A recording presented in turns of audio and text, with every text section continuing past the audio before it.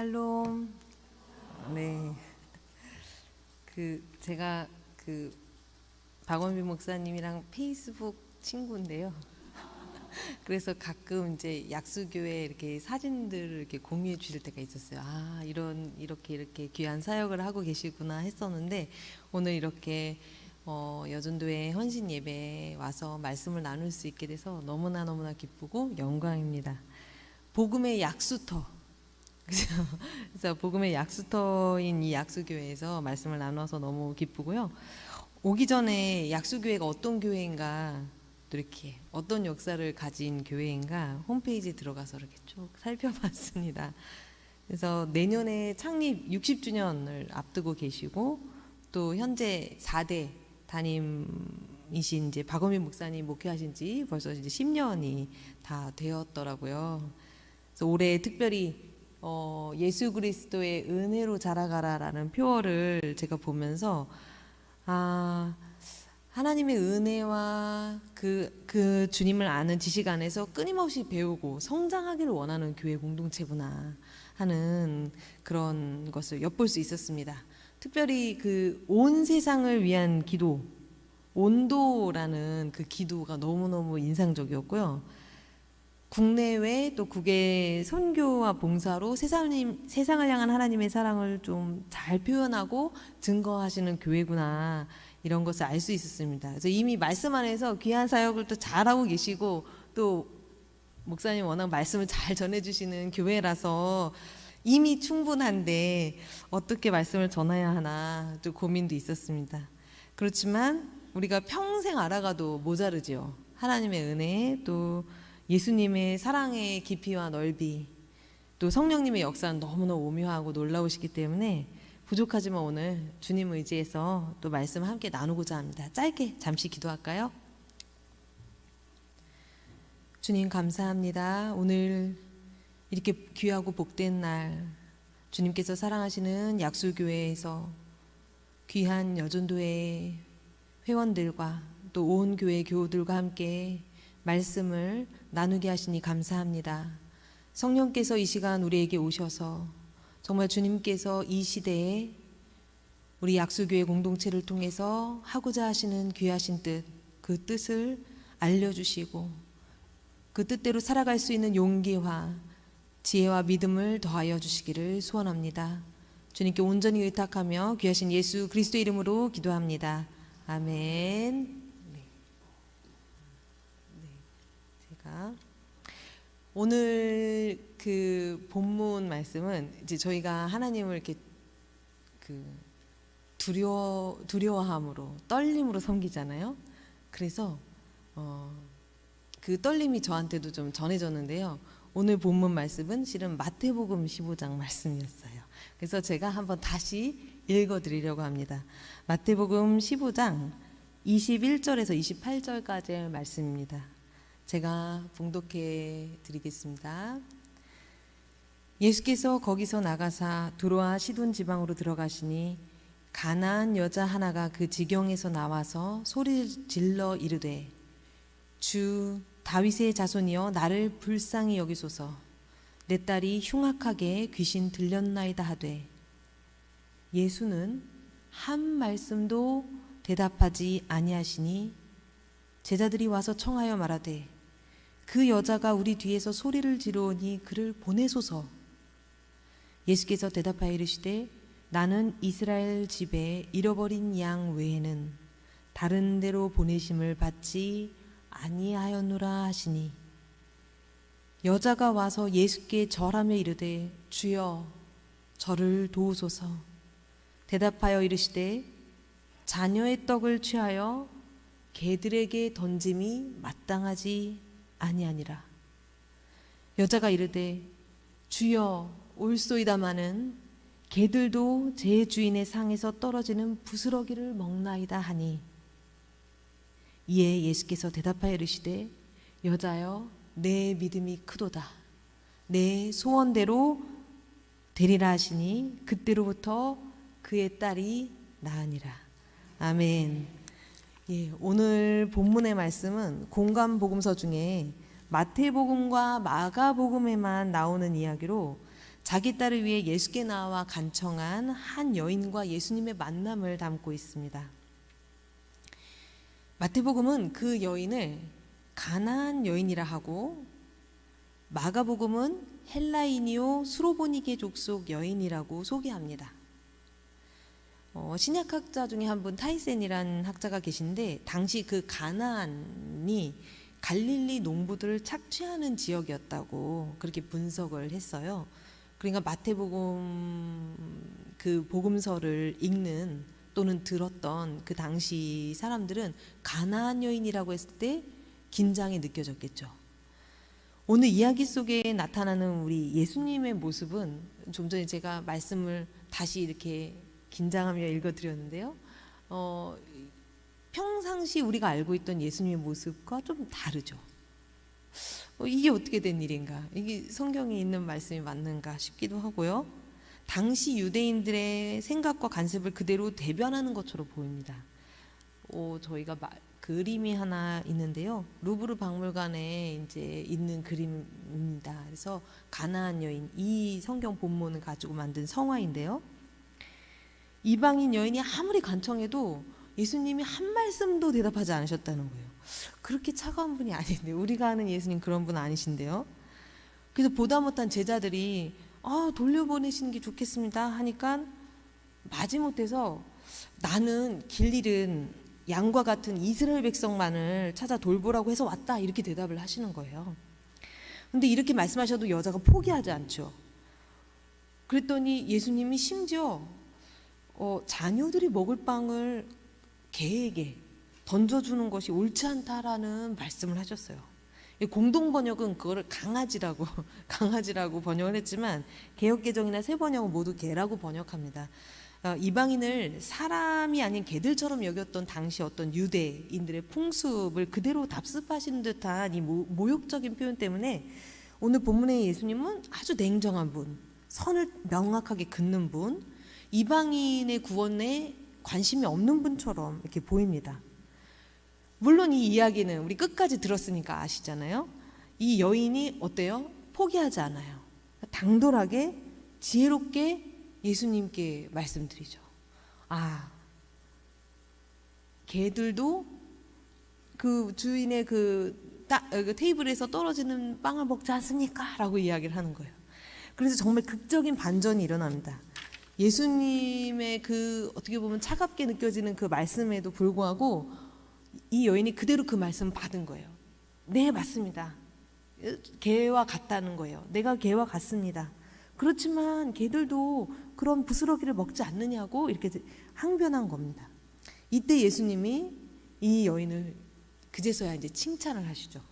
네 믿음이 참으로 장하다. 네 소원대로 이루어질 것이다. 그렇게 크게 칭찬하십니다. 성서는 그때로부터 그의 딸이 낳았다고 이렇게 덧붙여서 이 이야기는 해피엔딩으로 끝납니다. 근데 아무리 마무리가 좋았다고 해도 예수님의 그 말씀과 보여주신 태도는 어떻게 이해를 해야 되나 우리에게 좀 고민을 던져줍니다. 이 본문과 이 본문 속 예수님이 어떻게 하나님 나라를 또는 하나님의 사랑을 잘 보여줄 수 있는가. 이 본문을 잘 해석하기 위해서는 이 본문이 놓인 자리, 앞뒤 맥락을 잘 이해하는 게 매우 중요합니다. 이 본문은 크게 보면 예수님께서 마지막으로 예루살렘으로, 그러니까 우리를 위해서 십자가에 달려 죽으시기까지 그 소명을 감당하시기 위해 예루살렘으로 이렇게 올라가시기 전에 그 긴 이야기 속에 결론 부분에 있는 이야기입니다. 그리고 마태와 마가복음 모두 오병이어 기적 이야기와 칠병이어 기적 사이에 이 이야기가 놓여 있어요. 칠병이어 있는 거 혹시 들어보셨나요? 교회를 오래 다녀도 칠병이어는 잘 모르세요. 왜냐하면 오병이어랑 거의 비슷하거든요. 그 스토리가 비슷합니다. 그러니까 어떻게 생각하냐면 그냥 이제 오병이어 말씀으로 충분한 거예요. 오병이어 이야기. 칠병이어 뭐 그냥 그것만 다르고 남은 광주리 수가 다르고 뭐 이렇습니다. 근데 이 오병이어 그 기적과 칠병이어 사이에 이 가나안 여인 이야기, 수로보니게 여인 이야기가 있는 거예요. 그 칠병이어는 이방인 지역에서 예수님이 그 기적을 행하시거든요. 그래서 예수님의 이방 지역 사역과 연결해서 보면 그 칠병이어 기적은 그 당시 그 무리 가운데 이방인이 다수 포함되어 있었을 것이라고 되게 생각합니다. 그런 해석이 많습니다. 그러니까 오늘 본문은 유대 공동체를 위해서 이렇게 떡을 베푸신 이 오병이어 기적과 이방인에게도 열려있던 이 칠병이어 기적 사이에 놓여 있다는 것, 그것이 되게 의미심장합니다. 또 바로 앞에는 오늘 읽지 않았지만 마태복음 이 15장 앞에 또 마가복음도 마찬가지인데요. 이 예수님이 바리새인과 서기관들과 정결례에 관련해서 장로들의 전통에 관해서 막 논쟁하시는 이야기가 나옵니다. 근데 이 논쟁에서 예수님이 유명한 말씀하세요. 입으로 들어가는 게 사람을 더럽히지 않는다. 거꾸로 이 속에서 나온, 그죠? 입으로 나온 그것이 오히려 마음에서 나온 것들이 사람을 더럽게 한다, 이런 말씀을 하시면서 이게 참된 정결이 뭔지, 부정이 뭔지, 율법을 문자적으로 지키는 것보다 실은 더 중요한 게 뭔지 이것을 알려주셨습니다. 그래서 이 이야기들은 실은 사도행전의 그 고넬료 이야기와도 되게 오버랩이 되는 말씀이에요. 베드로가 잘 기억하시는 것처럼 유대인들이 부정하다고 여기는 그런 음식들이 가득한데 그 보자기가 하늘에서 내려오잖아요. 저 먹지 않겠습니다. 율법에 맞지 않는 그 음식을 먹지 않겠습니다. 그렇게 3번이나 환상을 보잖아요. 이방인들에 대해서 가지고 있었던, 그 당시에 유대인들이 가졌던 그 구원이 오직 그 믿음의 자손, 아브라함의 자손, 유대인들에게만 주어졌다는 그 강한 믿음, 그 편견을 깨뜨리는 것이 너무나 어려웠다는 것을 알 수 있습니다. 성전을 중심으로, 예루살렘 성전을 중심으로 아주 지극히 거룩한 지성소부터 덜 거룩하고 덜 거룩하고, 그래서 정말 거룩하지 않은 것까지, 이 모든 것을 거룩과 거룩하지 않은 것으로 하나님, 인간 이렇게 하면서 계속 그 모든 것들을 나누어서 생각했었기 때문에 그러한 어떤 세계관을 가지고 그런 의식을 가지고 살던 그들에게 이방인들이라는 존재는 하나님의 백성이 될 수 없는 존재들이었던 거죠. 그래서 이 베드로가 정말 이 3번 이 환성을 보고 나서야, 그리고 하나님이 직접 내가 부정하다 하지 않은 것을 부정하다 하지 말라, 그죠? 그렇게 하나님이 말씀을 해주시고 나서야, 그리고 또 그 복음을 들은 고넬료 가정, 하나님 말씀에 순종해서 가서 정말 이방인들한테 말씀을 전했더니 성령을 받잖아요. 그걸 보고 나서야 이 베드로가 그게 깨졌거든요. 이미 그 당시는 예수님 부활하신 후잖아요. 그런데도 이게 깨지지 않을 만큼 그 당시에 이 관습이나 이런 생각들은 쉽게 깨기 어려운 생각들이었다는 걸 알 수 있습니다. 이런 맥락에서 본문의 이야기를 다시 들여다보면은 실은 오병이어, 칠병이어 사이에 이 사건이 있는데, 마치 이 사건을 통해서 이방인으로서의 선교가 아주 조금이지만 시작되는 것처럼 그 중요한 그 타이밍이 아주 중요한 사건이라는 걸 알 수 있죠. 그래서 이렇게 보면 예수님은 크게 3가지의 경계를 아주 의도적으로 넘으셨다는 것을 우리가 알 수 있습니다. 그리고 이런 경계를 넘는다는 것이 하나님 나라의 속성과 얼마나 깊이 연관되어 있는지 오늘 말씀 통해서 우리 함께 보길 원합니다. 첫 번째로 예수님은 지리적 경계를 넘으셨어요. 그래서 실은 예루살렘으로 내려가시기 전에, 갈릴리, 유다에서 내려가시기 전에 실은 일부러 두로와 시돈 지방으로 올라가세요. 두로와 시돈 지방은 이방 지역입니다. 예수님 그걸 아시고 예루살렘으로 마지막 여행 가시기 전에 의도적으로 이방 지역을 방문하셨다고 볼 수 있습니다. 우리가 종종 이 지리적 경계를 넘는다는 거를 이제 그냥 오늘날과 같이 비행기로 어느 나라나 가고 부산도 하루 만에 다녀오고 이런 시대를 살고 있으니 지리적 경계 이제 다 허물어졌다고 생각하지만 의외로 그렇지 않습니다. 사소한 것에서부터 자주 드러나요.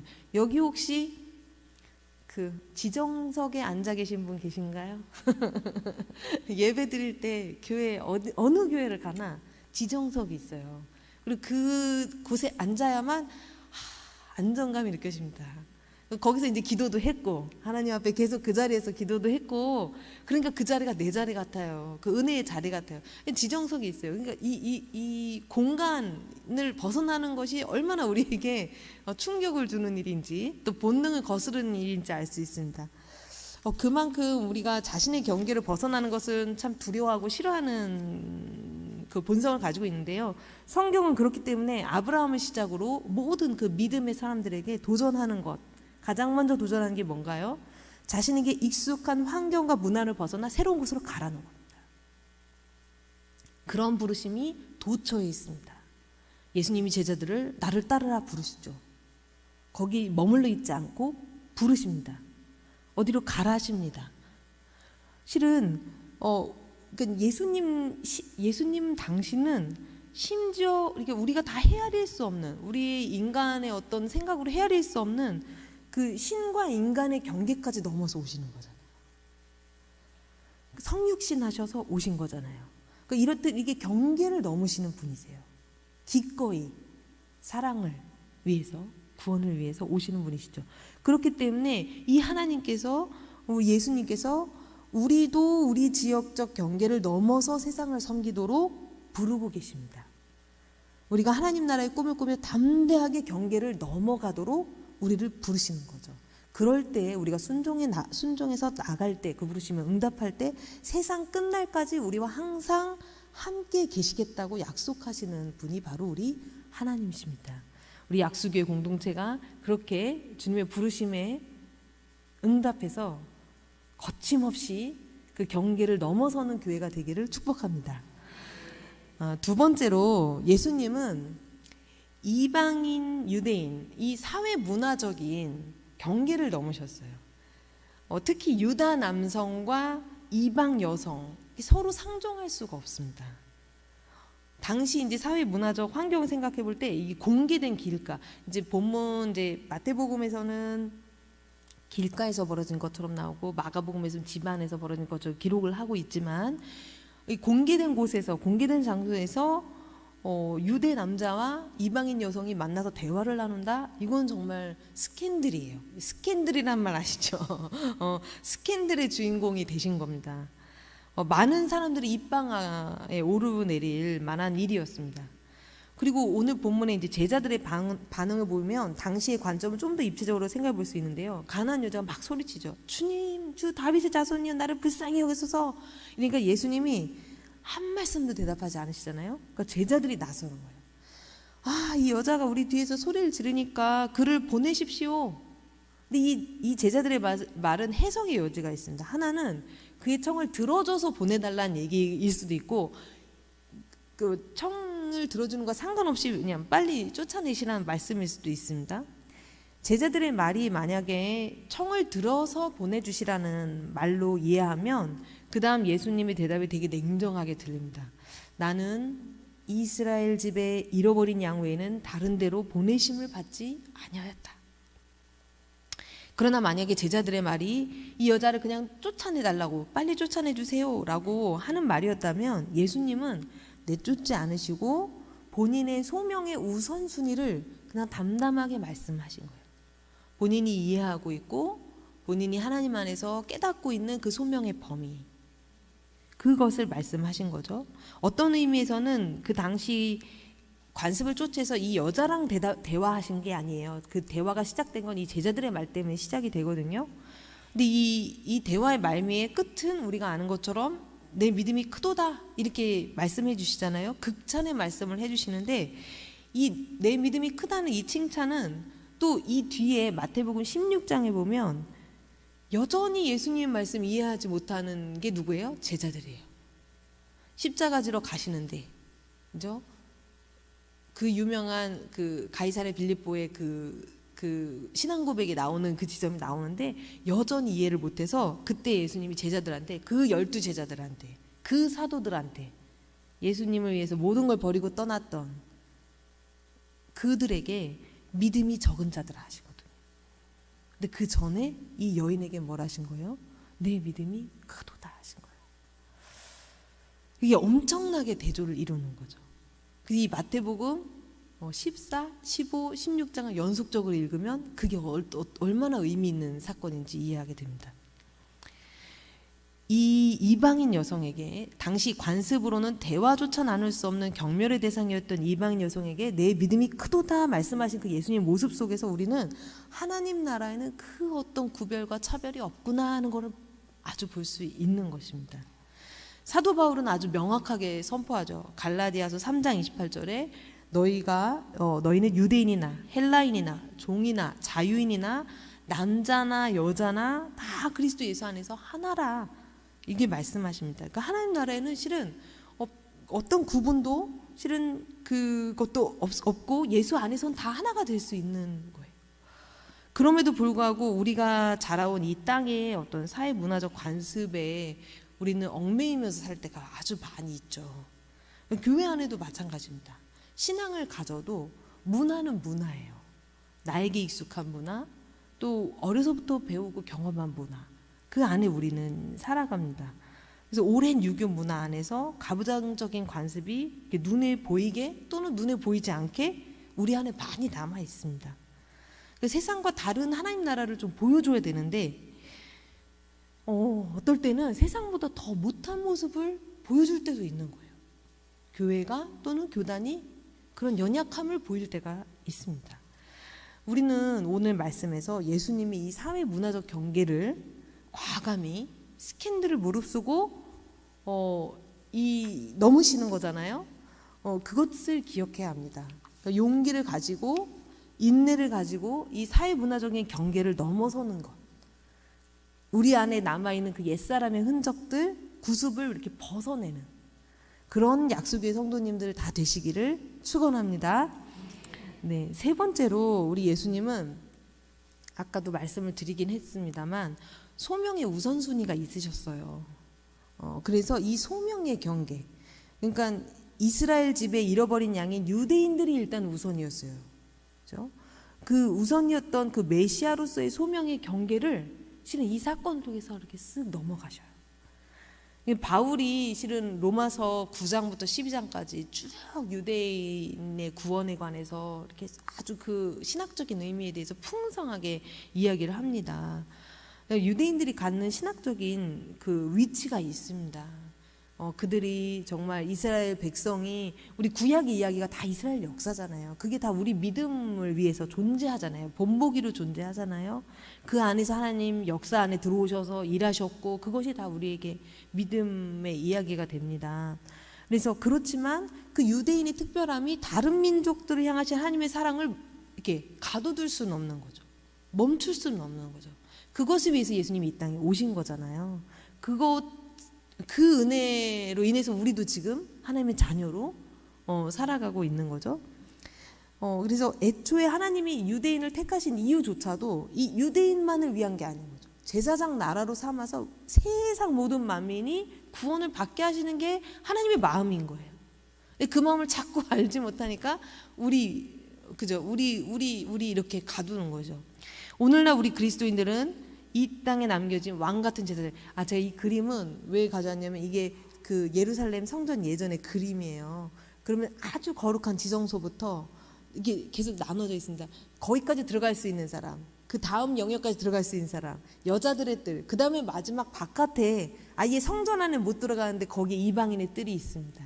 그러니까 이게 도저히 이렇게 들어갈 수 없는 그런 거를 좀 보여주는 이야기인데, 그러니까 그 당시에 이해했던 예수님의 어떤 그 소명에 대한 이해랑 관련된 그림으로 한번 가져와 봤는데요. 오늘날 우리 그리스도인들은 이 땅에 남겨진 왕 같은 제사장들입니다. 그러니까 이 땅에 살아가는 수많은 주님을 알지 못한 사람들을 주님께 이끌 사명이 있는 존재들이죠. 그들의 인종이 어떠하든지, 종교가 지금 갖고 있는 종교가 어떠하든지, 하나님이 구원하시고자 하시면 구원하실 수 있다. 그것에 대한 우리가 믿음이 있어야 되는 거예요. 지금 당장 보이는 모습이 어떠하든지 간에 우리도 그런 은혜로 구원을 받았잖아요. 우리 눈에 보이는 것으로 우리의 어떤 상식으로 판단해서 제한하면 안 되는 것이죠. 그래서 누구에게든 선한 이웃이 되어서 그리스도를 이렇게 삶으로 전해야 되는 그런 소명을 우리 모두가 갖고 있습니다. 5, 6년 전에 아주 유명한 사건이 하나 있었는데요. 제주도에 예멘 난민들이 막 한 500여 명 대거 입국했던 그거 상황 기억나세요? 막 뉴스에 나고 막 그랬었어요. 그래서 사회적 이슈가 크게 됐습니다.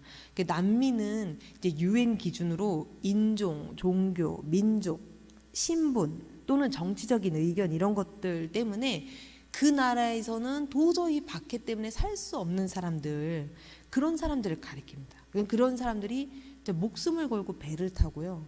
우리 물론 이제 탈북자도 있지만 뭐 그렇지만 실은 전 세계적으로 지금 우크라이나 전쟁도 있고 뭐 여러 곳에서 전쟁들이 끊임없이 있잖아요. 그럼 도저히 그곳에 살 수 없어서 정말 목숨 걸고 보트 하나에 내 몸을 맡겨서 이게 떠나오는 사람들이 많이 있어요. 그냥 삶의 터전을 통째로 잃어버리는 겁니다. 그런 일들이 많은데 한 5, 6년 전에 제주도에 그 사람들이 막 대거 들어온 거예요. 그때 내전 때문에 목숨 걸고 이렇게 도망 나온 분들이었는데 당시에 일부 보수적인 교회들 중심으로 예멘은 이슬람 국가 이슬람 국가 아니냐, 거기 이 사람들은 무슬림들일 것이다, 그러면서 가짜 뉴스가 막 돌기 시작했어요. 특정 인종이나 특정 종교를 대상으로 한 확인되지 않은 사실들이 막 배포되면서 국내에 이슬람 교도들에 대한 혐오 문화가 막 이렇게 형성되기도 했었습니다. 너무너무 안타까운 일이었어요. 제가 너무너무 반가운 게 있었습니다. 약수교회 홈페이지를 들어가서 막 이렇게 어떤 교회인가 이렇게 보는데 프랑스에서 선교사님 한 분이 난민 사역을 하고 계시더라고요. 내 가정을 막 품고 그 난민들 거기서 영주권 얻도록 도와주시고, 무슬림이든 아니든 상관없는 거예요. 시리아에서 온 한 분은 시리아 정교회는 우리보다 더 오래된 기독교적인 그 전통을 가지고 거기에 기독교인이 온 거예요. 그 가정이 막 영주권 받도록 돕고 막 하시더라고요. 너무 귀한 사역을 하시는 거죠. 우리가 아랍 국가로 한 선교사 한 명을 파송하려면 상당히 많은 시간 언어, 문화 준비 막 해야 됩니다. 혼자 들어가서는 안 돼요. 가족으로 들어가야 되고 정말 제약이 많습니다. 오랜 시간 준비한 선교사 가정에 딱 들어가도 선교를 할 수가 없어요. 왜냐하면 거기는 그렇게 종교를 이렇게 전하는 것이 불법이거든요. 개종시키는 게 불법이에요. 그것과 연루되면 그 사람도 피해를 보고 그 선교사도 추방당할 수 있는 그런 환경에 놓여 있는 곳이 많습니다. 그래서 실은 이슬람 국가에서 선교하는 것이 여간 어려운 일이 아니에요. 그런데 이분들이 어떠한 이유로든 정말 그곳에 살 수 없어서 이렇게 그 나라를 떠나서 전 세계로 막 흩어져서 지금 가고 있거든요. 그런 분들에게 당장 전도할 수 없더라도 그리스도인은 어떤 존재인지 삶으로 좀 보여주면 얼마나 좋을까요? 불신자들과 타종교인들을 향한 우리의 태도가 2000년 전 이방인들을 향한 저 사람들은 구원받을 수 없어, 나와 다른 사람들이야 라고 구분짓고 그들을 어떻게 보면 차별하고 그들에게 복음을 전하지 않았던 그 유대인들의 태도와 비슷하지 않은지 우리가 좀 돌아보아야 하겠습니다. 우리가 가진 소명의 경계가 어디까지인가, 누구는 포함되고 누구는 포함되지 않는지, 오늘 메시아적 소명의 경계를 넘어서시는 예수님 모습을 따라서 우리도 우리 소명의 경계를 넘어서서 하나님 나라의 새 지평을 열어가는 삶을 살 수 있기를 바랍니다. 지금까지는 실은 경계를 넘으신 예수님을 중심으로 본문을 읽고 봤지만 마지막으로 실은 이 이야기의 주인공은, 죄송하지만 우리는 모든 이야기의 주인공 예수님이시면 좋겠죠. 실은 그렇기도 합니다만, 근데 어떻게 달리 보면 이 이야기의 주인공은 가나안 여인이에요. 이름도 나타나지 않는, 이름도 기록되지 않는 여인입니다.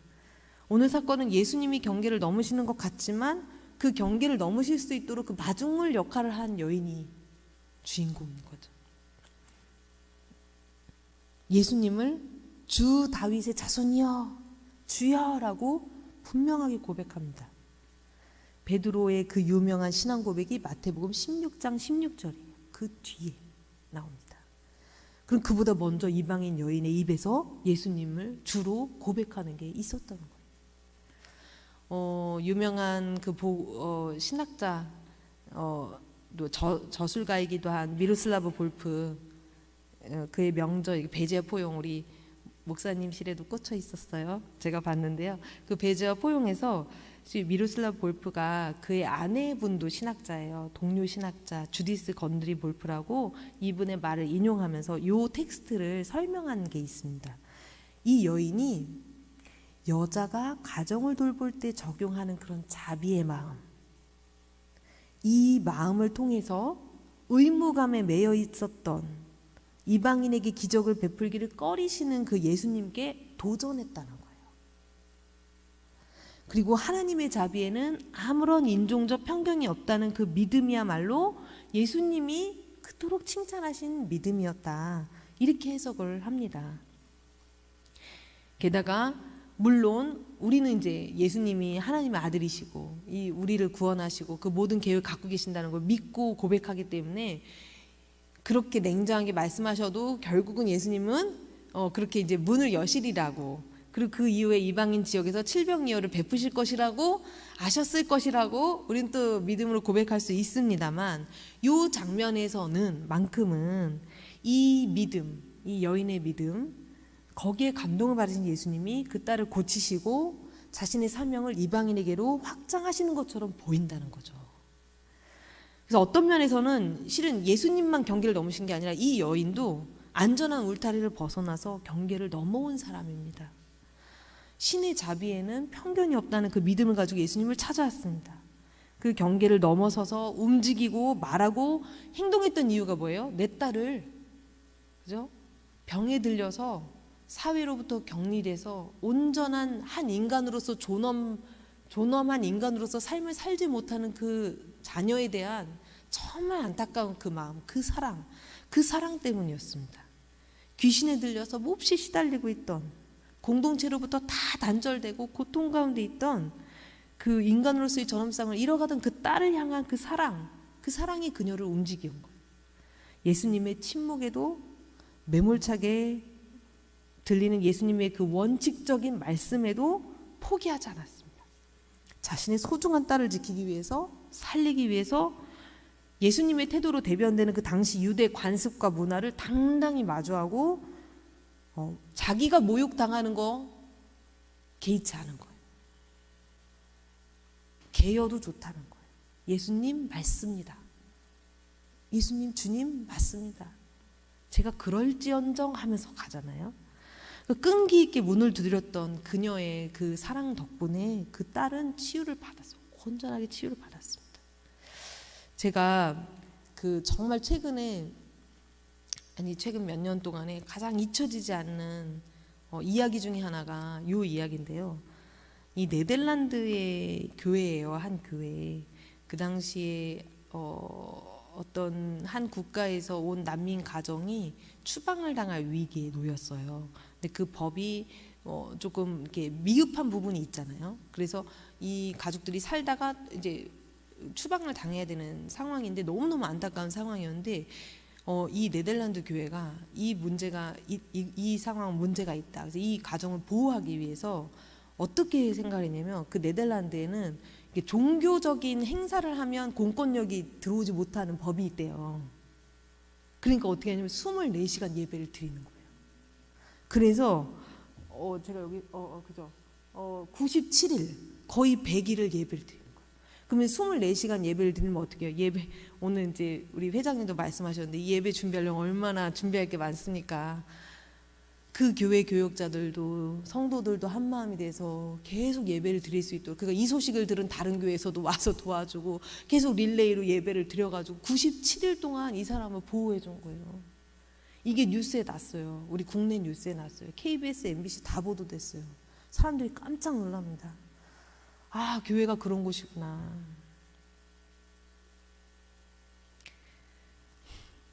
그렇습니다. 그래서 오늘 우리가 누구를 위해 무엇을 기도하고 있는지, 우리의 시선이 어디를 향하고 있는지, 무엇이 우리의 몸과 마음을 움직이고 있는지, 오늘 이 이름 모를 여인처럼 이렇게 눈에 보이는 현실에 쉽게 낭망하지 않고, 처음에 안 될 수 있잖아요. 처음에 노력했는데 안 될 수 있잖아요. 그래도 포기하지 않고 그걸 계속 두드려야 되는 거죠. 올해 약수교회는 녹색교회가 되신 것을 제가 알고 있습니다. 제가 많은 것을 알고 있죠. 녹색교회 너무너무 축하드리는데, 사람은 말이라도 하잖아요. 말 못하는 식물, 동물, 하나님 지으신 모든 피조 세계 다 우리가 돌봐야 될, 우리가 사랑으로 품고 돌보고 지켜야 될 존재들이에요. 그런 소명을 교회가 지금 부르심 받고 있어요. 6월인데 너무 덥잖아요. 기후 위기, 기후 재앙이 먼 이야기가 아닙니다. 우리 눈앞에 왔습니다. 교회부터 이렇게 변화돼야 되잖아요. 그것을 위해서 지금 약수교회가 실천하려고 지금 첫 발을 떼셨잖아요. 너무 귀한 사역이라고 생각합니다. 정말 하나님께서 이 모든 지구상에 거하는 모든 생명체와 피조물들에게 자비를 베푸시는 하나님이신 것을 우리가 믿고, 그것을 신뢰하면서 우리가 사랑하는 대상들을 위해서, 우리가 사랑하는 이웃들을 위해서, 우리의 도움이 필요한 그들을 위해서, 하나님이 사랑하신 이 세상을 위해서 우리들의 경계를 넘어설 수 있게 되기를 기도합니다. 우리가 이 세상을 향하신 하나님의 그 변함없는 사랑을 붙들고, 그건 변함이 없으시니까 그것을 붙들고 호소할 때 주님께서 우리를 통해서 우리 약수교회 공동체, 특별히 사랑하는 여전도회, 귀한 이 가나안 여인들보다 더 훌륭한 믿음의 여인들을 통해서 하나님께서 이 땅에 구원과 치유의 역사를 펼쳐 가실 것입니다. 그리고 우리가 사랑으로 구하는 그것을 마침내 허락해 주실 것입니다. 우리 같이 기도하겠습니다.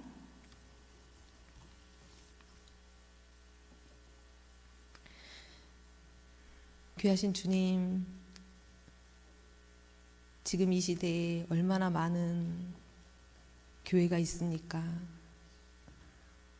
곳곳에 십자가가 보이고 정말 많은 이들이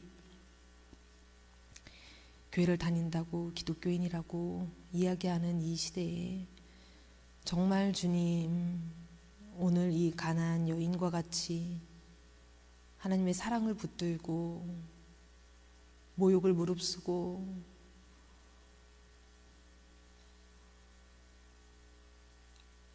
어려운 그 문화적 관습과 장벽과 그 모든 경계들을 넘어서 하나님의 역사가 이루어지도록 그렇게 일하는 그런 교회가 이 땅에 얼마나 있습니까? 하나님, 우리를 긍휼히 여겨 주시고 오늘 이 말씀을 통해 하나님, 우리 각 사람이 특별히 주님께서 사랑하시는 이 약수교회 공동체, 특별히 여전도회가 좀 이 가나안 여인의 믿음을 가지고, 사랑을 가지고 예수님이 경계를 넘으셔서 구원의 역사를 이루신 것처럼 이 땅 가운데 진정한 하나님의 나라의 구원의 복음을 전하고 살아내는 우리 모두가 될 수 있도록 주님 도와주시옵소서. 귀하신 예수님의 이름으로 기도합니다. 아멘.